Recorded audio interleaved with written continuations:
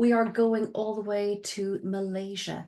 So I would love to introduce for you Dr. Coco Wong in Malaysia. Coco is the founder of Kids International and is going to talk to us about from strawberries to durian. And I am most interested because I ate durian just yesterday. So I'm dying to hear what Dr. Coco is going to tell us about. Dr. Coco, Selamat Petang, welcome. Hi, everyone. So I am Coco Wong. I am the G100 Global Chair for Leadership and Entrepreneurial Education. So because I deal a lot with kids, so I'm a little bit more like, well, trying to look more kid-like today to give you that. So let me start by sharing that I started everything because of my daughters. Before then, I was pretty much an entrepreneur, a businesswoman who was always focused on money, money, money. But when I had my child, the first one, I just thought it's not about money only. I need to teach her what I want to see in the world, right? So I started to shift my mindset, and then I was like, what would I like my daughter to be growing up in a society? What sort of people do I want her to be surrounded with? And that was what really shifted me. So, oops, let me see. Okay, so this is her. This was their first business. They're called the Happy Sisters because they wanted to make everyone happy. So that made me very happy and actually gave me an idea of how do we share happiness and all that to other people, right? So the two of them are always thinking of how to help people and all that. And I think at the crux of values is really what parents share with their children and show their children what we do, because kids model us, right? So whatever we do actually will be what our children will be, right? So that was how it got started. So strawberries to durian. For those who do not know what a durian is, I brought one here. So this is not a live one. This is my mock one. But durian is quite a big fruit. So why this? So let me share first what a strawberry is. So before that, this is a game that at the end, you will all know the answer to. So the most expensive strawberry versus the most expensive durian. So have a think what that is, okay? Because we're talking about value here. Facts about strawberries. I'm sure most of you would have had a strawberry. So it takes 4 to 6 weeks to grow. It's protected, conditioned, easily bruised, cannot really take extreme conditions, and goes bad quite quickly. And sometimes they're picked prematurely, okay? And versus durian. Durian, 4 to 8 years before you can really eat the first fruit. And even then, it's not the best, okay? It's grown outdoors, very tough to break. As you can see, it's like rock hard. It survives very harsh conditions and only is sold, well, in Malaysia, it's only sold when it falls off the tree, when it's ready, okay? So what has that got to do with children and values? So strawberry generation is the instant gratification. You want it quick, right? They want it quick. A lot of our children are growing up in conditioned and protected places. They are actually quite easily damaged because they will give up very easily because they can't take harsh conditions. They don't really have much resilience nowadays. I hear a lot of kids going, oh, this is too tough. This is too hard. There's no air conditioning. There's no this and that, right? They're not ready or not trained to be in a tough condition. And they're sometimes picked prematurely because as parents, we are in a hurry to actually make them grow up. It's like, oh, I want them to do this. I want to do that. I want them to be like a grade 8 piano when they're 5 years old. So we actually rush them to do things before we let them grow into their own space, okay? So before I talk about the durian, which is the opposite, we all often talk about the 21st century skills. So I'm not going to go into all of it, but the one that I love most is the character education, because I believe that is the basis of a human, especially now with AI and all that. We need good children, good characters to come into the world so that they can be can do what they need to do in order to do good and help people, right? And so let me go next. So we do that through real life education. What do I mean by that? Is because a lot of children nowadays have access to the internet and they're exposed to many, many things. We don't really know what they're getting in terms of values or what their thought process is. So instead of that, we take them outside, we connect them with corporates, we connect them with real life things that goes on to the world so that they understand how the real world works. So it's not like a classroom thing. It's more like they go out, they work with the corporate gives us some sort of problem statement, and then we guide the children to work on that so that they get connected to the real adults and the people who are doing things, regardless of what level they are. Okay, so one of this is actually something we go out to, we do it in homes, we do it in orphanages, we do it with private schools. So whatever level, we still go and do it. We don't really judge where they come from because we believe that every child deserves to have these experiences. So this is, so you see, actually what we do is we train the children and then the children go and actually volunteer at our classes. So what we do is we train children to do events for children. So they're actually creating their own ecosystem. And as adults, what we do is we just guide them. So we're there to tell them, to help them when they need help. We don't actually tell them this is wrong, this is right. We just say, hey, have you thought of it this way? Have you thought of it that way? And when they're in trouble, they know they can reach out to us. So that builds the mindset and the resilience that they have because they're working together, they ask each other stuff. And actually it's really nice because when they are able to help others, they are empowered themselves and they feel more confident to go out to the world and do real things. So we start quite young. As you can see, this is a group of little kids and they were really cute because there were two teams. They were coming out with different products to sell to us.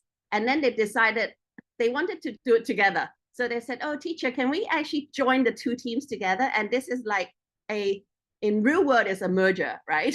A merger and acquisition. But in their world, it's like, they can do this, we can do this, and why don't we just combine efforts? And that is what we want to see in the world because collaboration is the key, right? We don't want to be fighting. We want to draw on each other's strengths so that we can each put in our strength and do the best. And that is what we encourage the children to do. And I was so proud of them when they came up to me. These kids were about 6 years old, right? And they already had this idea that we need to help each other. We need to combine efforts.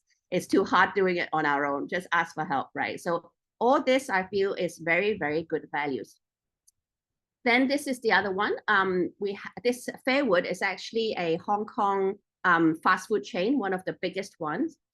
We went to them and then the CEO said they had a problem, a real one, that they want to attract teens and youth. So what we did was we created a program for the children to come in. First of all, understand about what a fast food chain does, and then what they actually put in. They go to talk to the staff, talk to the kitchen, and then they go into the kitchen to learn how the food is made, where is central kitchen, where it's sent, and then they have to come up with a solution to solve the problem. We want to attract more teens and youth to the chains, right? So at the end, they came out with their own. So one of them, this was years ago before there was a lot of food delivery. So Hong Kong is very small. We don't really use food delivery because you just go down the street and everything is there. But anyway, they were saying, why don't we partner with food delivery? And then guess what? Fairwood actually did Food Panda afterwards, right? So it's, yay, our kids' ideas got adopted. The other one was they said, oh, let's have a theater, a game, and a chill room because children like that, teenagers like that. So guess what? They actually started one branch where they had a gaming room where the teenagers came and did their gaming and they were ordering food from the fast food chain. So again, our children's idea got adopted. And when it's adopted, they feel they are actually of value to people. And they start to think better and they start to want to help more people because they feel, oh, my ideas are actually pretty good. And adults actually like it. Companies actually like it. So it actually really empowers them. Then this is another one where we did a session. We invited 16 different industry speakers from all over the place. So we had a forensic scientist, we had an e-sport gamer, we had a makeup artist, we have a celebrity, we had a comic person, we have a barrister, so all sorts of different industries. And then, like I said, the children actually did the whole thing. They did the Zoom room, they came up with all the questions, they were the person who interviewed the speakers, and they actually gathered questions from other children about what the industry is about, so that they can start forming real images in their head of what each industry is about. So one very cute question asked by a little girl to the barrister. It's like, why do you protect and defend bad people? Because we feel that lawyers are defending bad people. That was what she felt. And actually, a lot of adults then commented, they had the same question about lawyers. They also thought, why are you defending bad people? But then when the lawyer actually said, we don't defend the bad people because everyone has should be given the chance to be judged fairly. So we are there to present the evidence and present the facts for these people because some are innocent, right? So I felt that actually gives a real nice picture of what it really is versus the misconception that kids might have. And this again will build on the character and the values of the world. So then another one is we'd like to connect them with real people and even high-level people like the ministry and leaders. So we actually expose them to a lot of adult events. So G100, we have the Women's Economic Forum. So we actually invite the children to be on the panel with other ladies and men so that they are there to discuss world problems because we want to hear from them. So my philosophy is whatever we're doing now, we're building for the future generations. So why not get them on board and hear what they have to say? And then we do together something that they like. So this is where we bring them in. Another one, we bring them online as well. So we actually create communities online so that they can interact with people around the world as well, so that they can start to understand, oh, actually there's someone in Africa doing similar to me. Maybe we can share notes and see how we can compare or how we can help each other in different ways. It's opening their minds to different things. So back to the strawberries and a durian. So 500 US was the most expensive strawberry. It's about this big, okay, quite big, a palm, enough, a whole wrist, okay. And then, oh, am I blocking this one? 48,000 is the durian. US, that's the most expensive durian. So what I really want to say is when we take time to nurture our children, when we take time and not be afraid of letting them fail, not be afraid to making them tougher, we actually create way stronger kids with bigger values and bigger visions of the world, because I believe that children should see more of the world before they form their ideas. And the more we expose them to the real things, the easier they are to be guided at a young age. So I'll end with this because my mom has been battered when I was young because she has been scolded all the time because she takes me and my two sisters everywhere, literally everywhere. So even smoking, nightclubs, discos, gambling places, casinos, okay, you name it, she took us there, okay, when we were little. And at that time, there was no age limit, so we could actually go in. So friends would actually say, why are you taking your children to all these things, right? They shouldn't be there. They shouldn't see these things. But her philosophy was, which is mine as well, if she was there to guide us when we're exposed to these bad things, actually she can tell us what is right and what is wrong. So why don't we do that rather than leave it to their own timing when they're teenagers and they no longer want to listen to us and they are influenced by people around them who we don't know whether they have the right values. So parents out there, please show them things, but guide them. So I talk to my kids about sex education, about drugs, way earlier than anyone would. But I believe that because of that, they have formed a very strong mindset of when they face these things, they know this is something that they won't touch. And they know the consequences. So no matter what their friends tell them or their friends do, they are still strong and not getting tempted to do any of that. So yeah, that's all I have to share. Hope hope everyone who has children or are around children really look into this, because I believe if we can groom our children to be the best versions of themselves and have a great heart, whatever that comes into the world in the future, they will be good people. And I think that is the heart of values, because once they have that, I think volunteering will be a no-brainer. Yeah, thank you very much. Hey, Dr. Coco, thank you so much. Terima kasih. Thank you. Does anybody have, in the last couple of minutes that we've got here, any questions or comments, any thoughts that you would like to share with Dr. Coco? That was most interesting. I am a lover of both fruits, by the way, that were used in this powerful example.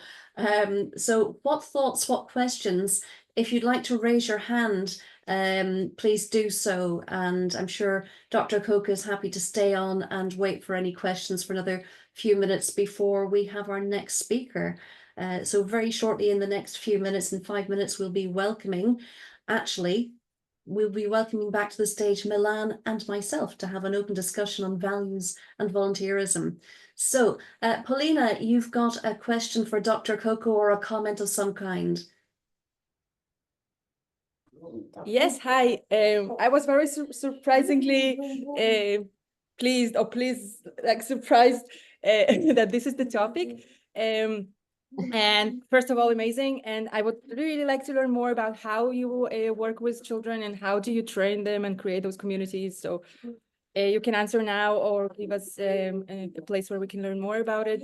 I would really like to. Okay. So first, thank you for the question. So anyone who wants to connect with me can find me on LinkedIn. I'm just Coco Wong. And how I started was basically from friends. So we started with friends. I'm going to do this. Anyone want to join? So that's the best way. Of course, school groups. So now we moved into, at one point, I actually started an NGO because my daughter was heavily bullied. So I had a community there. But there are also a lot of moms group online. So you can go on there and also share. And so there's lots of different ways. For me, it's just telling everyone that this is what I'm doing. Everyone I see, I tell them. And then they go, oh, I really want to come. So I went, come. So it's actually a very organic way. Yeah, so hope that helps you a little bit. Thanks. Oh, I didn't mute myself. Paulina, did that answer your question for you? Yes, but it's just the start. We'll continue on LinkedIn. Absolutely. Sure. Okay, Thank great. you. Thank you for sharing. Paulina. Any other questions or thoughts or comments you'd like to share with Dr. Coco? So I don't think we have any other questions there. So Dr. Coco, thank you again for sharing your wisdom with us and the wonderful example. Thank you, Milan and the team. Well done for this. Love it. Thank you so much. Thank you.